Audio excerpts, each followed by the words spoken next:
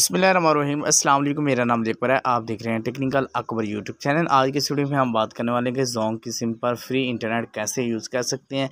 ईद के मौके पर बहुत ही ज़बरदस्त है फ्री इंटरनेट के मतलब मैं वीडियोस बना रहा हूँ। इस वीडियो को आपने मुकम्मल तौर पर देखना है। वीडियो में आपके साथ मुकम्मल डिटेल के साथ शो किया जाएगा कौन सा कोड डाल करना है, क्या क्या आपने प्रोसीजर है, मुकम्मल तफसीलात इस चैनल पर मौजूद है। तो यहाँ पर आप सबसे पहले तो अपने डायलर में आए। डायलर में आने के बाद आपने डायल करना है *65# तो कोड को नोट करें *65# डायल करेंगे।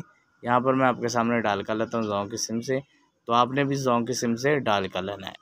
जैसे ही आप *65 डायल करते हैं तो आपको यहाँ पर नीचे नज़र आ रहा है, यहाँ पर लिखा है फ्री 1 GB यानी कि 0 रुपया में आपको मिलेगी। 5 लिखकर आपने यहाँ पर रिप्लाई करना है।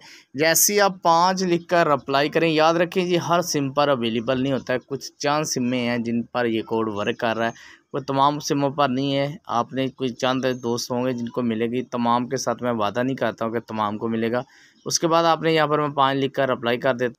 तो यहाँ पर मैंने 5 लिखा। 5 लिखने के बाद यहाँ पर मैं सेंड पर क्लिक कर देता हूँ।